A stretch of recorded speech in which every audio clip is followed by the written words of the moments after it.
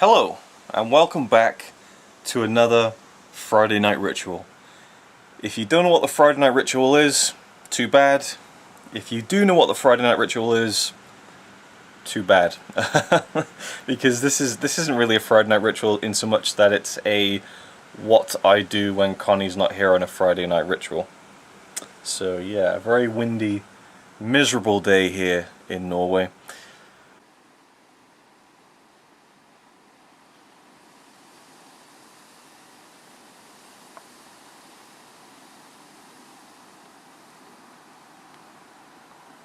Yeah, the weather's been pretty good recently, but it's starting to get a bit more kind of rainy lately, which I don't like. I hate the rain and the snow, which is pretty when it comes, but it's just a pain in the ass, really. Oof, can you hear that? It's a lot of wind. We had a hurricane here once before. Felt like the whole room was going to explode. Anyway, I'm going to watch a film tonight, and you know, Connie's out. She's with her work friends having dinner. So I'm going to cook myself something to eat and check out a film that I haven't technically seen before, which is this one right here, Eyewitness, starring Sigourney Weaver. This is a new release from Signal One Entertainment from the UK, who are doing a really good job of putting out some really interesting titles, you know, ones that maybe, you know, Eureka and Arrow and BFI wouldn't, you know, go to. So yeah, they put out some good stuff, but this one really drew my eye because I'm a big Sigourney Weaver fan, and I have seen a little bit of this when I was really young. I'm sure it was on TV at like 2 o'clock in the morning, and I saw some of it. The storyline sounds vaguely familiar, and so I'm really interested to check this one. I think it's an 80s film. 1981, yeah, well, it definitely is an 80s film, so I guess that would be a couple of years after she did Alien, before she did Aliens, before she did Ghostbusters.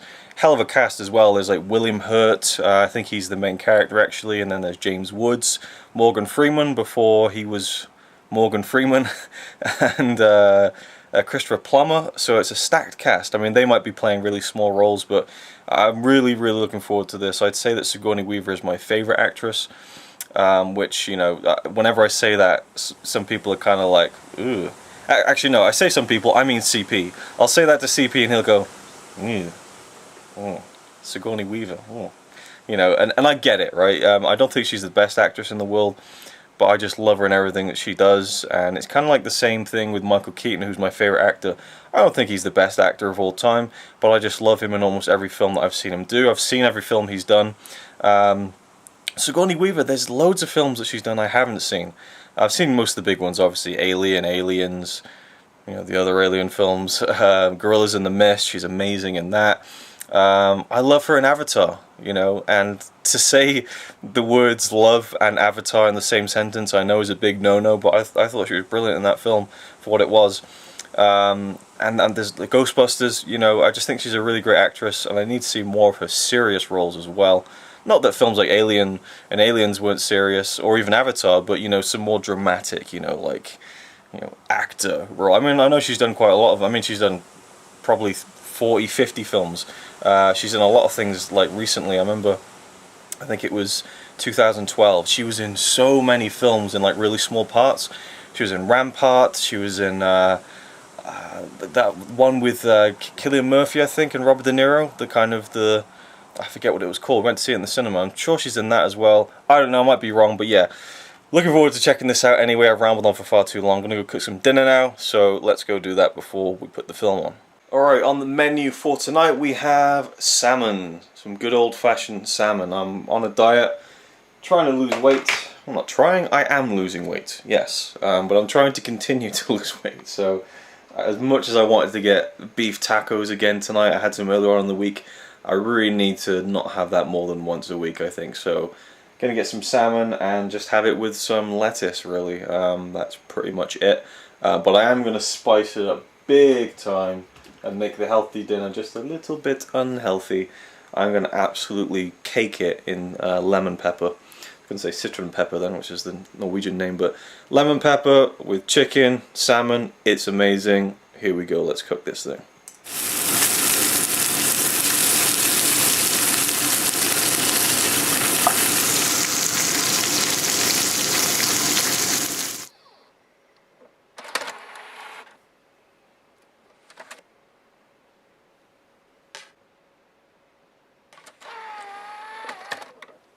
So you may have noticed that I'm not too good at cooking.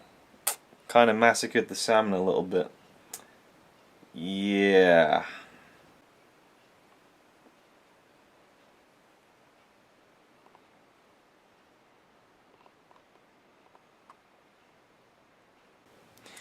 I don't know, I kind of hope that it's going to taste alright at least. Maybe I should have just gone for the beef tacos, which I know how to cook because I do it all the time. I wish I had inherited the culinary skills of my grampy. Come on, Grandpa, give me something here. Give me a hint, give me a clue. How am I supposed to cook this stuff? But I didn't. I did not inherit that that quality, so the massacred salmon it is. The film, Eyewitness, just to give you a little intro here. Oh, I probably should have done that from before. I'm like Seamus here. Normal skin tone here. Looking at the back of the Blu-ray here, when a Vietnamese businessman is murdered in the building where janitor Daryl works, played by William Hurt, he cons a television reporter and the object of his obsession, played by Sigourney Weaver, into believing that he has crucial information. I mean, we can just leave it there. So William Hurt plays a guy who's a janitor and has an obsession with Sigourney Weaver's character, who is a news reporter. And when a murder takes place in his building, he kind of thinks, hey, if I make up some information, she'll come and talk to me, and I can kind of, you know, kind of creep on her a little bit. I mean, I'm guessing that's what where they're going with that. And it sounds vaguely familiar as well. This is directed by Peter Yates, who did Bullet. So let's just get on with the film and see what it's like, and hopefully I'll enjoy it. Yeah, I got more to say, but I need to eat my dinner before it gets stone cold.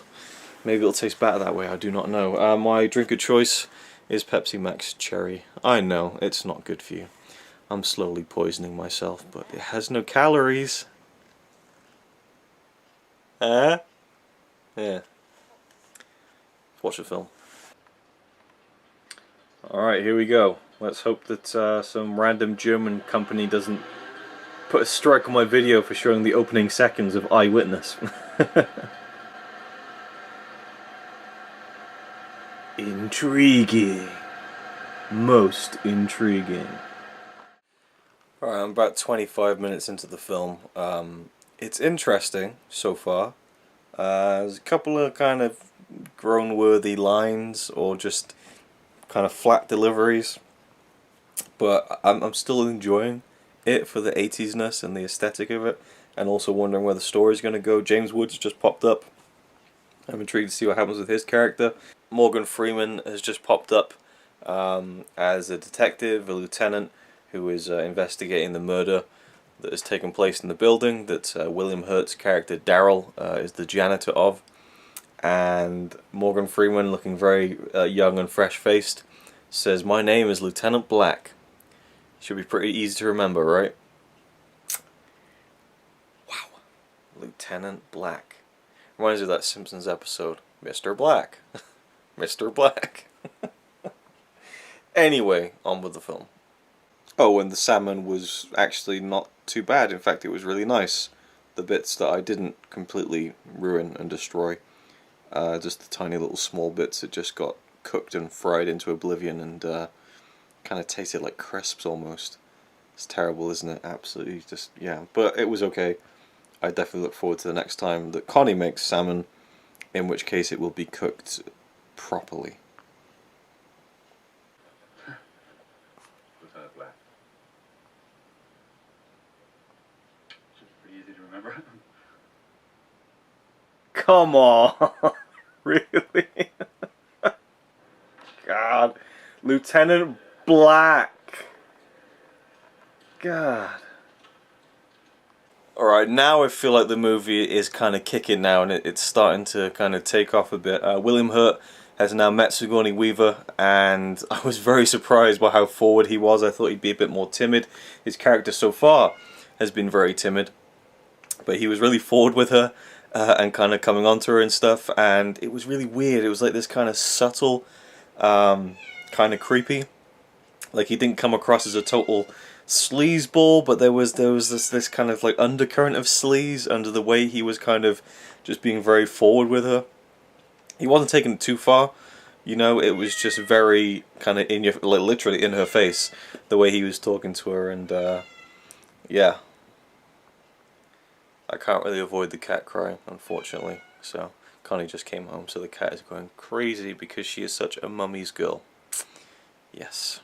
So yeah, it's starting to get a bit more interesting, and I really like that scene between William Hurt and Sigourney Weaver. It was.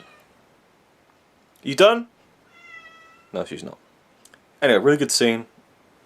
On with the movie yet again. Alright, I'm done watching the film, and it was interesting. Um, William Hurt, great actor. Sigourney Weaver, great actress. Were they great in this? Not really. There were moments from both of them which were pretty good, I think, but there were also flat moments. And I read that the guy who wrote this and the guy who directed it, they did 3 films together as a writer-director team. This was the second. Their first one, a few years before this, won the Oscar for Best Screenplay, which I was a bit puzzled by. But then again, there's moments in this, some of the dialogue, which I thought was great. Sometimes it was great dialogue that wasn't delivered very well. But sometimes the dialogue just... No, there's this really like seedy scene where William Hurt is explaining to Sigourney Weaver how he's great at buffing floors. And it's really sexual and awkward and just cringe.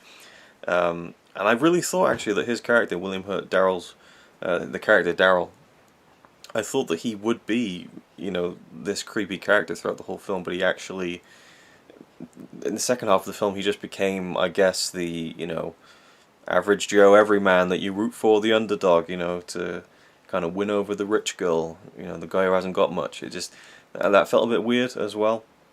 I mean, he played the creep well earlier on, but towards the second half of the film, he just seemed to be there just to be the good guy. That kind of, not that I necessarily enjoyed the creepy side of his character, but it seemed to just disappear, and he became a little bit less interesting to me. Sigourney Weaver, there were moments there, where she was really good, but again, moments where it was just flat as well. Christopher Plummer, who plays her kind of fiance, I suppose, or a very serious partner, he was great. I really liked Christopher Plummer in the film. James Woods was a lot of fun. There's a great little fight scene with him, but just generally he's a lot of fun. Morgan Freeman, his character's in the film a lot in terms of he's there at the beginning and then just in little segments, but overall he probably only has about 5 minutes screen time, but he was good in it as well. I liked his part. And I liked where the story went. I liked the twists and turns and where it ended up. I liked the ending. But it was a film that had these little great moments, but the rest, it just didn't seem to fill in the gaps to make it a really good film. So I really enjoyed it for what it was. Not a very good film, I don't think. I don't know, it's hard to judge, and especially because I enjoyed it due to its 80s-ness, I mean, the Blu-ray was great. It looked just grainy, and I was going to say at the beginning, but I wanted to get on with my dinner. There's a thing about 80s films I find, when you watch them on like a 50-inch TV in high definition, it's fun. I mean, not all 80s films, but some of them. Kind of the lower end ones, and it's like, oh, I'm seeing too much detail, I kind of would like to just watch this on a VHS, at like 2 o'clock in the morning on a old CRT TV, like you'd be watching it, back in the 90s for me, where that was still a thing, just kind of the TV signal's a bit out of tune and stuff, you can barely see what's going on, but it's got that kind of gritty late night feel to it, and this film definitely has some of that. But there's a lot of grain, I think that the film looks very 80s, and so, I mean, they didn't wipe, they did digital noise reduction the hell out of it, which is great. But man, I really have to commend Signal 1 for the Blu-ray. I mean, the quality of the film aside, I didn't realize how much content was on here. There is an audio commentary with the director, Peter Yates, which, that gives you an hour and 40 minutes of hearing what the director thought about the film, and I'm looking forward to checking that out, just to see if maybe I'll kind of enjoy it a bit more, perhaps. I don't know, I want to hear what he has to say about it. Then there's a conversation he had a year after the film came out. It sounds like a kind of a Q&A thing. It's audio only, and it's kind of sourced from archival sources, so it's not the best quality, and there's a little disclaimer that says, this isn't the best audio quality, but it's preserved here as a document of the interview. And what's great is when you play it, they don't just play the audio over a blank screen, they just run the film on the Blu-ray. So it's an hour and 36 minutes long, so you get pretty much a whole second commentary, which I think is a great idea, to just have this long audio interview and lay it over the film to give you something to look at while you're listening to it, if you wish. Then there's a video interview from 1996, which is like an hour and a half of Peter Yates on stage, getting questions asked to him and stuff. So you're getting like 4.5 hours from the director alone on this disc. And I'm sure that there must be some repeated stories, but nonetheless, pretty impressive. Then there's a newly filmed 20-minute interview with the composer of the film, Stanley Silverman. Original trailer and original TV spot, and probably my favourite addition, the alternative UK VHS presentation. The original title of the film was The Janitor, and it got changed to Eyewitness, and I don't think the director was very happy about that. But the original title was The Janitor. And in fact, that's another bonus feature. You can view this film as The Janitor if you wish. There's an option when you start the film up, and it'll change the title, and it's all in HD and stuff, and it says The Janitor at the beginning of the film. You can see it as the director intended. I think that's great. But you can also watch The Janitor in the UK VHS format. They literally ripped an old VHS. In fact, I'll get the thing up and I'll read the kind of what they put there. I mean, Signal One Entertainment are kind of after my heart here, because this is how I would do Blu-ray releases. I'd throw in everything I could find. A VHS rip, definitely. It says it was distributed in the UK as The Janitor. So in the UK it was called The Janitor. This is an original VHS copy of the 20th Century Fox Video Rental Library edition of The Janitor, released in 1982. They've retimed it to run at film speed, but otherwise it's unaltered. It's generally poor, there's audio dropouts, tape creases and stuff. But despite the problems, they say this version is of interest because it was presented open matte in the 4:3 aspect ratio intended for TV screens at the time, thereby revealing more picture information at the top and bottom of the screen than could be seen in the widescreen presentation, the theatrical presentation. So you're seeing more. I mean, it's not meant to be seen, but you get to see the open matte presentation of it, and you get to see this kind of the full film. I thought it was going to be the trailer ripped from the VHS, but it's the full whack. It's the full film ripped from VHS, and it just goes back to what I was thinking beforehand. I kind of like to enjoy these films, in the VHS form. But I'll show you a little bit before we end the video. But I love that they included that. It's fantastic.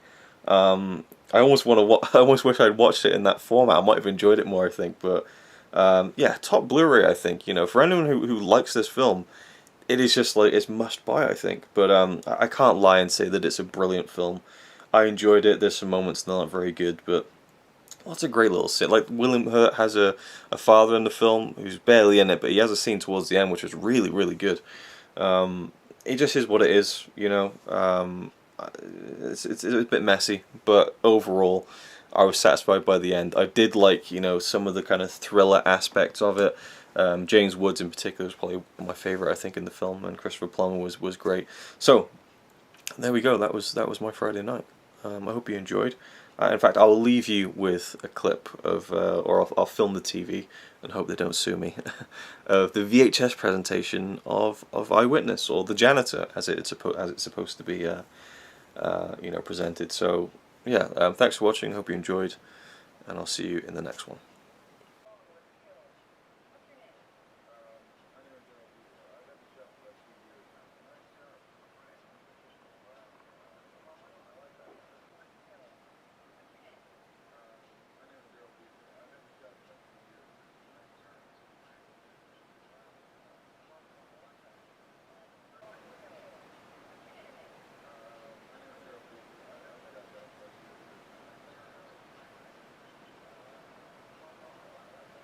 I am called King Computer.